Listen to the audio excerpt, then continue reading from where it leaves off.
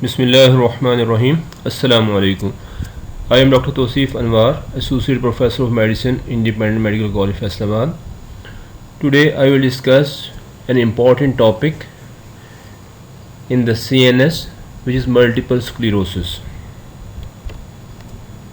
Multiple sclerosis is an inflammatory demyelinating disorder of the CNS defined by episodes disseminated in time and neuroanatomical location. It is a chronic disease of the CNS that causes the loss of axons and neurons. If untreated, it almost always leads to severe disability. A few words about epidemiology. In the UK, about 90,000 individuals are affected with this disease. Incidence is 7 per 100,000 per year. Prevalence is 100 to 150 per 100,000. Female to male ratio is 2:1. It is rare before puberty and after the age of 60 years. Peak incidence is in 30s and 40s. Incidence is higher with increasing latitude. Recent data suggests that owing to its immunomodulatory effects, low vitamin D levels may be a risk factor for the development of multiple sclerosis as well as affecting disease course. Multiple sclerosis has two phases. The initial inflammatory process, which leads to demyelination of the neurons, followed by a degenerative process which leads to loss of axons and neuronal death. Primary progressive multiple sclerosis is degenerative from the onset.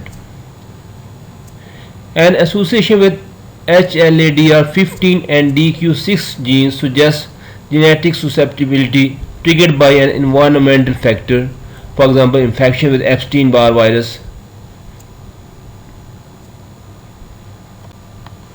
The temporal course of multiple sclerosis can be of four main types.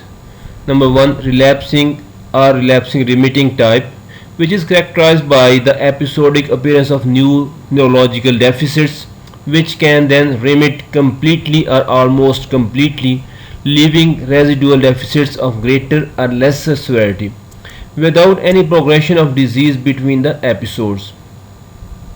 Number 2, secondary progressive type, which is characterized by episodic worsening at first followed by steady progression. Number 3, primary progressive type, which is characterized by steady progression from the beginning, most commonly seen in older patients with spastic paraplegic multiple sclerosis. Number 4, progressive relapsing type, which is characterized by steady progression with interspersed episodes of acute worsening from the onset of the disease onward. This diagram demonstrates graphically the clinical behavior of four main types of multiple sclerosis, which we have discussed in the last slide. This diagram demonstrates graphically how the axons are lost with time, leading to decrease in the brain volume and increasing disability. Multiple sclerosis is characterized by repeated episodes at varying temporal intervals. After each episode, either complete recovery occurs or patient may have some residual deficit. Multiple distinct CNS sites can be involved in a single episode. Different episodes generally involve different sites. Rarely successive episodes may have similar clinical manifestations, particularly with spinal cord lesions. In relapsing remitting type, accumulation of residual deficits leads to progressive neurological impairment. In primary progressive type, steady progression takes place from the onset without episodes. The neurological deficit present in each individual patient depends on the number and location of the demyelinating foci. There is usually subacute evolution of symptoms over days. Symptoms reach a plateau and resolve over days or weeks. One of the common and earlier features of multiple sclerosis is optic neuritis, which is usually unilateral. Over the course of a few days, the patient develops an impairment of color vision followed by impairment of visual acuity. Orbital pain is often present and the patient may see flashes of light or movement of the globe. These problems begin to improve in 1 to 2 weeks and usually resolve completely. The temporal side of the optic disc becomes pale 3 to 4 weeks after the onset of symptoms because of nerve fiber degeneration. Retrobulbar neuritis rarely affects both eyes either at the same time or in rapid succession. If retrobulbar neuritis is an isolated event in a patient otherwise free of neurological disease, the probability that other clinical signs of multiple sclerosis will appear in future is roughly 50%. This probability is greater if abnormalities are found in the CSF or on an MRI scan. This slide shows fundoscopic findings after a left retrobulbar neuritis. Note the temporal side of the optic disc is pale up to its edges. The brainstem and cerebellar involvement is also common and occurs early in the disease. It results in ataxia, dysarthria, diplopia due to abducens policy, and later on nystagmus and internuclear ophthalmoplegia. Actually, internuclear ophthalmoplegia in a young patient is very characteristic of MS. Later on, there may be gaze palsy, facial numbness, and rubral tremors. Sensory and motor disturbances are also common in multiple sclerosis. Sensory disturbances are present in half of all the patients of multiple sclerosis early on in the course of the disease. Vibration sense in the feet is impaired in practically all patients in some point in the course of the disease. Pain is also common and occasionally there is dissociated sensory loss. A characteristic sign in MS is Lermait's sign, which is also known as positive neck flexion sign. Active or passive forward flexion of the neck induces an electric or tingling paresthesia running down the spine and into the limbs. Motor weakness is due to involvement of corticospinal tracts in the brain, brainstem, or spinal cord. It can result in hemiparesis, spastic paraparesis, or quadriparesis depending on the involvement of the corticospinal tracts. If the corticospinal tracts are involved in the spinal cord, for example as transverse myelitis, then spastic paraparesis or quadriparesis will result depending on the level of the involvement.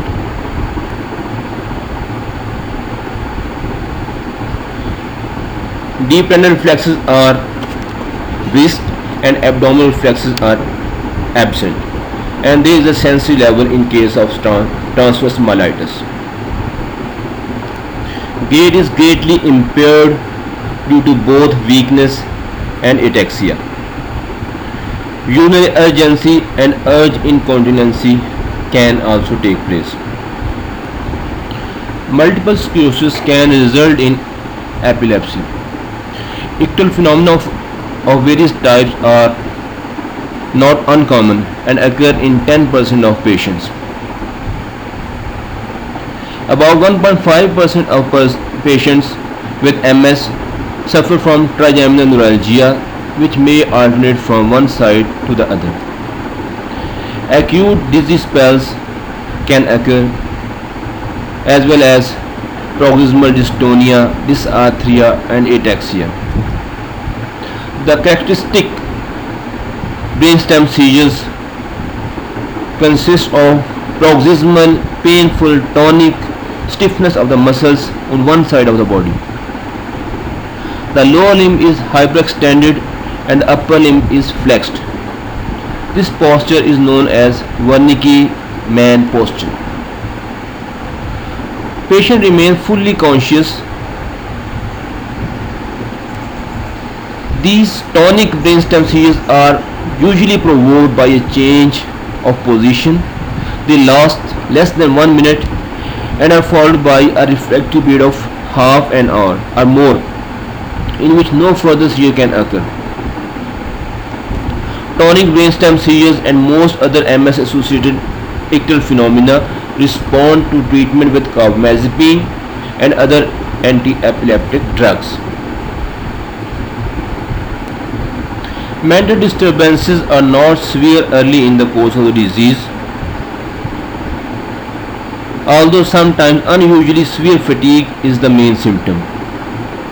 However, later on, these patients may develop depression, disinhibition, and dementia due to the loss of brain matter and brain atrophy. Frank psychosis is very rare.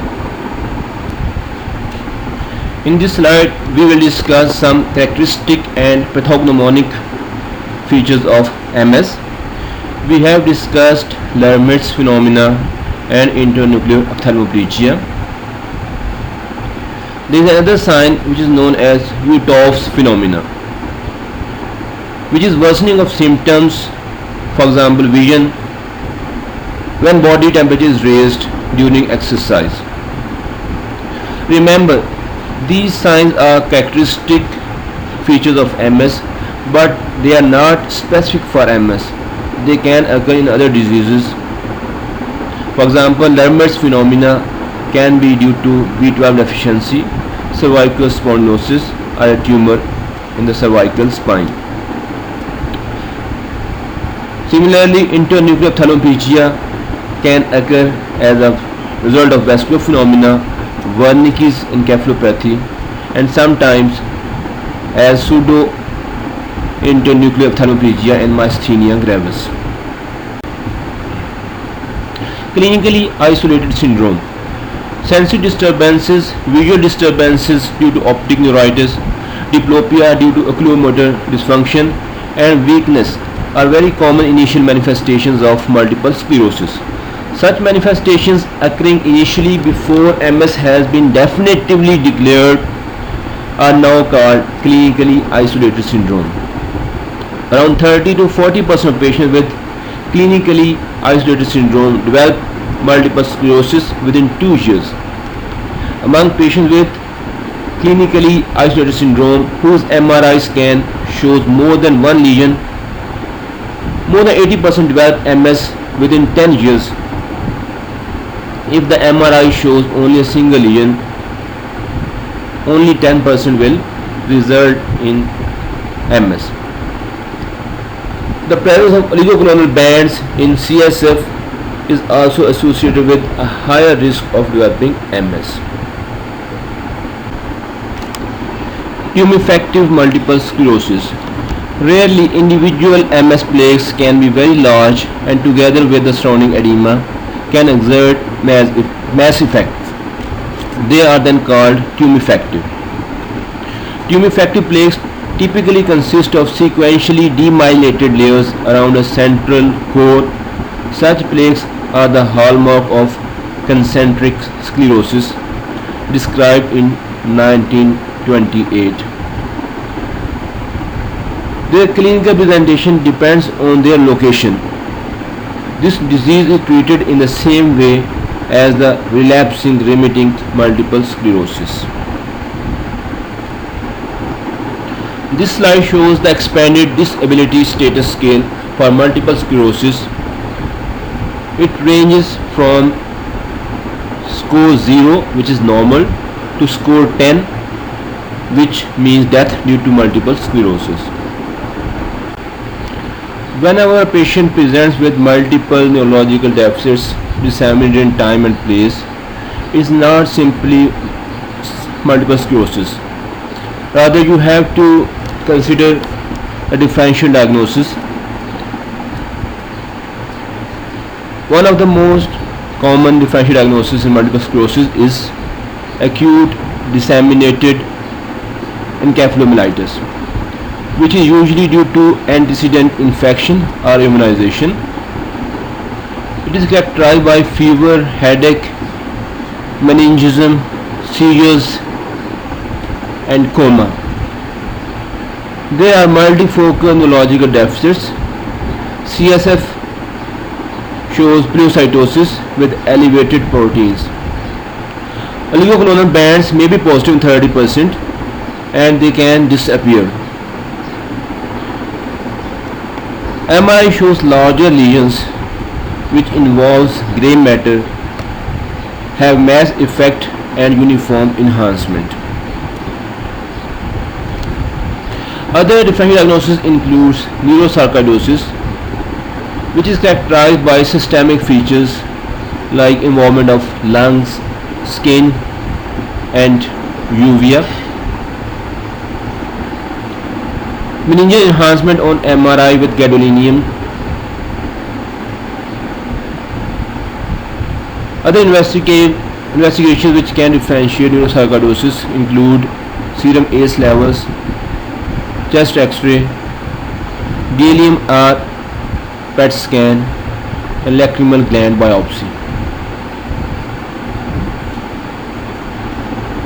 Neuromyelitis optica.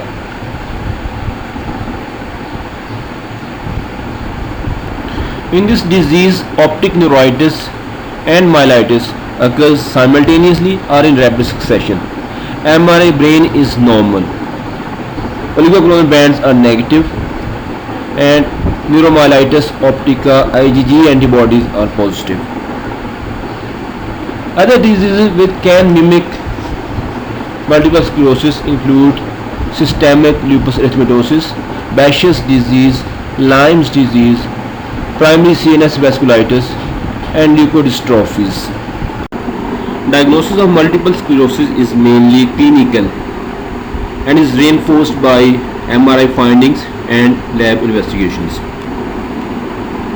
Revised McDonald's criteria is used for diagnosis of multiple sclerosis, which states if there are 2 or more episodes of neurological deficit and there is objective clinical evidence of 2 or more lesions, then no additional test is required to establish diagnosis of multiple sclerosis. But if there are 2 or more episodes but objective clinical evidence of 1 lesion only, then dissemination in space will be shown by MRI.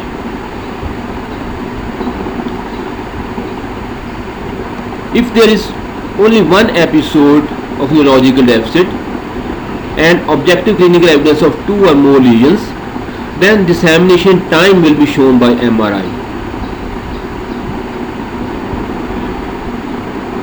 If there is only 1 episode of clinical neurological deficit and objective clinical evidence of 1 lesion only, then both dissemination time and space will be shown by MRI.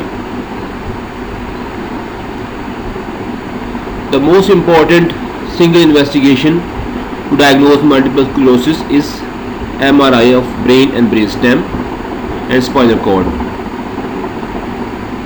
MRI can diagnose dissemination in time and space. T2 weighted high signal changes seen in the corpus callosum, periventricular white matter, brainstem and cerebellum are particularly important to diagnose multiple sclerosis. In patients more than 50 years, white matter lesions are less specific as they are found in normal individuals and those with cerebrovascular accidents and migraine. Another important investigation is visual and auditory evoked responses.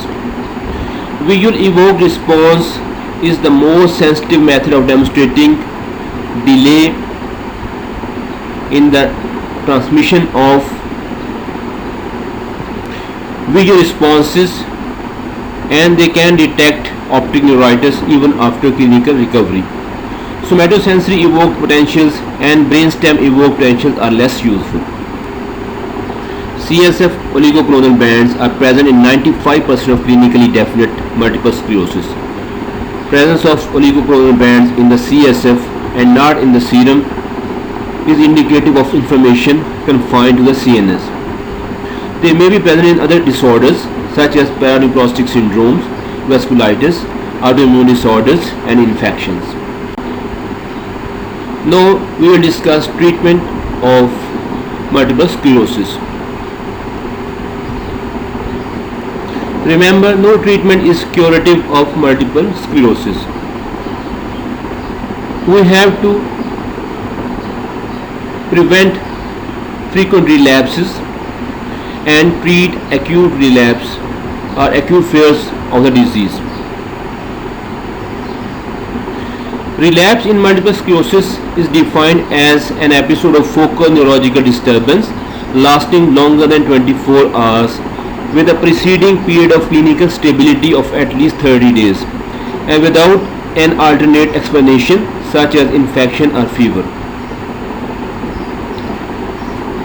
Acute episodes or relapses are treated with high dose of glucocorticoids.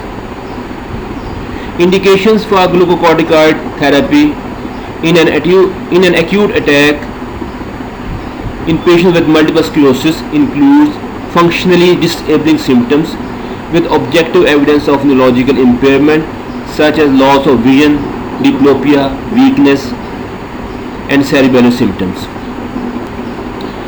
Corticosteroids speed up recovery in an acute attack.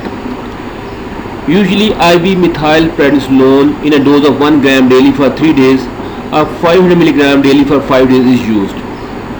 Oral methylprednisolone can also be used in a dose of 500 mg to 2 gram daily for 3 to 5 days. Side effects of steroids include flushing, psychiatric disturbances, insomnia, hyperglycemia, hypertension. Infection should be excluded prior to treatment. A real side effect is aseptic bone necrosis. Treatment of relapsing remitting multiple sclerosis. A number of immunomodulatory agents including interferon beta preparations, platiamar acetate, natalizumab, alemtuzumab, ocrelizumab, dimethyl fumarate, teriflunomide, and fingolimod have important beneficial effects for patients with relapsing remitting multiple sclerosis. These therapies result in a decreased relapse rate and a slower accumulation of brain lesions on MRI. So everyone with a diagnosis of definite relapsing remitting multiple sclerosis should begin with disease modifying therapy. However, these therapies are not a cure. They are only partially effective for reducing the relapse rate, and whether all or any reduced disability progression is still under investigation. However, some observational studies have found evidence suggesting that the use of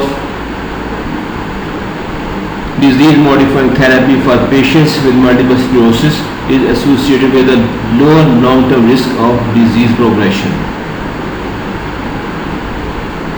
Guidelines recommend disease-modifying therapy with one of the effective agents for all patients with relapsing remitting multiple sclerosis, starting as soon as possible. The choice of a specific agent should be individualized according to disease activity and patient values and preferences. For example, infusion therapy with natalizumab for patients with more active disease and for those who value effectiveness above safety and convenience. There is strong evidence that natalizumab is more effective than interferons, latiramar, or oral disease modifying therapies for patients with relapsing remitting multiple sclerosis. For those patients who value safety more than effectiveness and convenience, injection therapy with interferon and glatiramar can be used.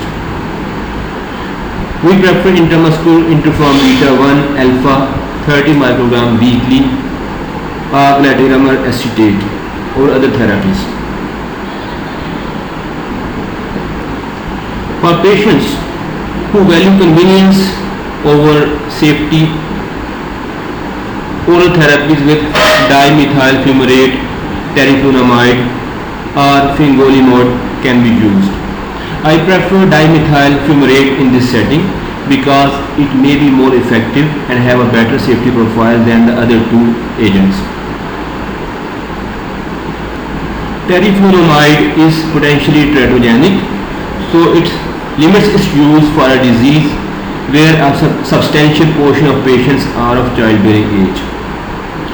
Most disease-modifying therapies are continued indefinitely in clinically stable patients with relapsing remitting multiple sclerosis unless side effects are intolerable. Exceptions include natalizumab therapy, where the risk of progressive multifocal leukoencephalopathy increases with the duration of treatment, and pregnancy, where the risk of possible adverse effects of disease-modifying therapies on the fetus must be weighed against disease-modifying therapy discontinuation and increased risk of maternal disease relapses. Here is an algorithm which can be used to select initial disease-modifying therapy for relapsing remitting multiple sclerosis.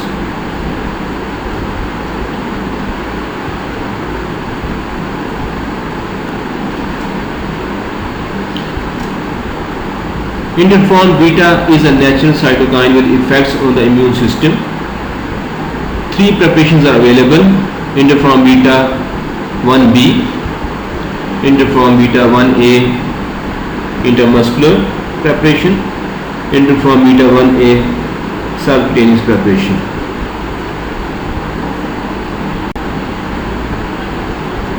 Glatiramar acetate is a mixture of random polymers of 4 amino acids. This mixture is antigenically similar to myelin basic protein, which is a component of the myelin sheath of nerves. In experimental models, the immunomodulatory mechanism of action for glatiramar involves binding to major histocompatibility complex molecules and consequent competition with various myelin antigens for their presentation to T cells. In addition, glatiramar acetate is a potent inducer of specific T helper 2 type suppressor cells that migrate to the brain and lead to bystander suppression. These cells also express anti-inflammatory cytokines. Glatiramar acetate is administered by subcutaneous injection at 20 to 40 mg 3 times a week. Side effects include local injection site reactions and less commonly transient systemic post-injection reactions such as chest pain, flushing of dyspnea, palpitations, and anxiety. Serious adverse effects due to glatiramar are uncommon.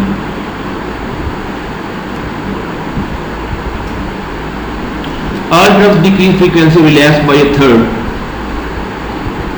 that is from 3 to 2 relapses over 3 years. Interferon beta reduces progression of disability compared with placebo through prevention of relapses. The effect of interferon beta in secondary progressive disease is unclear, but it probably does not have significant impact if no relapses. Interferon beta shows no effect in primary progressive disease. Neutralizing antibodies decrease efficacy of interferon beta. Natalizumab 300 mg IV once every 4 weeks decrease relapse rate up to 81% at 2 years and up to 64% decreased disability over 2 years. But it is expensive and best administered in specialized centers with careful monitoring protocols for progressive multifocal leukoencephalopathy.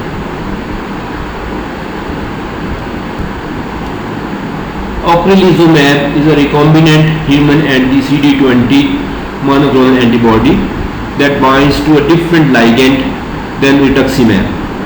It was designed to optimize B-cell depletion by modification of the Fc region, which enhances antibody-dependent cell-mediated cytotoxicity and reduces complement-dependent cytotoxicity compared with rituximab.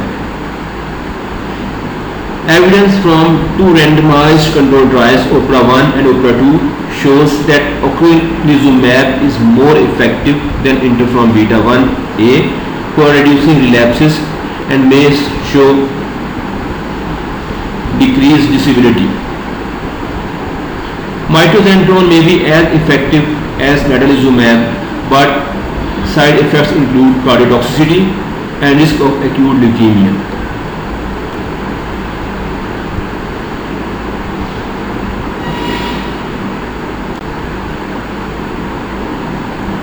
Other treatment options include teriflunomide, which is a dihydroorotate dehydrogenase inhibitor. Oral dose 40 mg once daily is recommended. It has effect on relapses, disease progression and MRI activity comparable to first line therapies. Dimethyl fumarate is available as oral preparation 240 mg twice a day. It reduces relapse rate by 50% and MR activity reduced to 80-90%. IV immunoglobulins reduce relapse rate. Effect on disease progression is unclear. Plasma exchange can be used for rapidly progressive disease.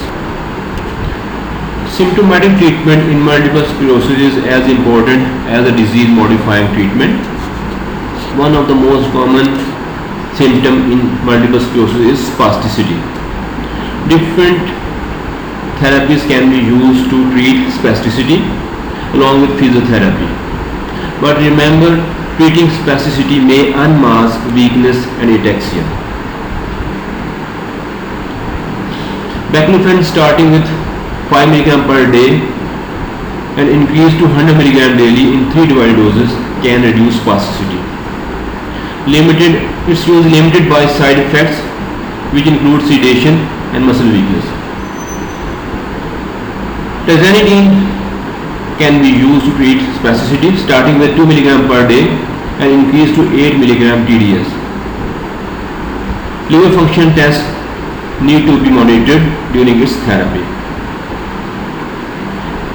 Another drug which can be used is dantrolene, starting with 25 mg per day and increased to 100 mg 3 times per day. Again, liver function tests are monitored during the therapy. Gabapentin can also be used starting with a dose of 100 mg and increased to 100 mg 3 times per day. It can help to relieve tonic spasms or phasic spasticity. Clonazepam is useful for nighttime spasms and stiffness in combination with daytime baclofen or tizanidine.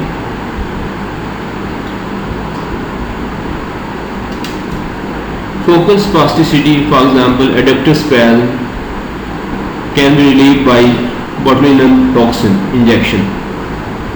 It should be combined with physiotherapy for complete recovery. In severe lower limb spasticity resistant to other therapies, intrathecal baclofen can be used through a pump. Ataxia and tremor are other important symptoms. Propranolol, clonazepam, carbamazepine, ondansetron can be used, but there are inadequate trials to document their effectiveness. In selected patients with localized, especially distal tremor and minimal disability, thalamotomy can be considered. Bladder dysfunction. Three aspects of neurogenic bladder dysfunction should be considered. All three may be present simultaneously. Number one, detrusor hyperreflexia, which is characterized by reduced capacity and urgency, frequency and incontinency. Detrusor sphincter dyssynergia associated with urgency, delayed emptying and retention. Number 3, bladder hyporeflexia characterized by incomplete emptying and increased residual urine. Symptomatic treatment includes the following. Number 1, even distribution of fluid intake 2 liters per day. Number 2, pelvic floor exercises help urgency and incontinency. Number 3, measure residual pure volume by catheter or bladder ultrasound. If it is more than 100 ml, consider intermittent self-catheterization. Number 4, detrusor hyperreflexia can be treated with anticholinergics. Check post-micturition residual after starting unless using intermittent self-catheterization. Oxybutynin 2.5 mg twice a day to 5 mg twice a day can be used. Tolterodine 2 to 4 mg per day and solifenacin 5 to 10 mg per day can be used. Nocturia can be managed by decreased fluid intake in the evening and intranasal desmopressin 10 to 20 micrograms. Side effects include hyponatremia. Fatigue is a common symptom and is worsened by heat. Other causes of fatigue should be excluded, which may include decreased hemoglobin or increased thyroid hormone, as well as depression.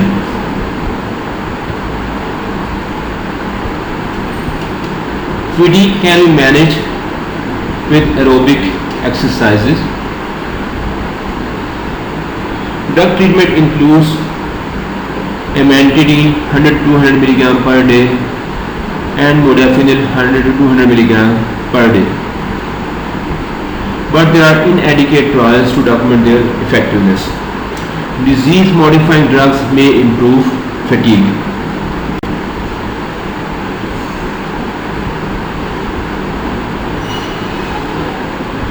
Trigeminal neuralgia, Lermet's phenomena, tonic spasms and dystonic spasms are paroxysmal symptoms which are very painful and disturbing for the patients. All of these symptoms respond dramatically to low dose carbamazepine 50 to 100 mg per day. Alternate drugs include oxcarbazepine and gabapentin.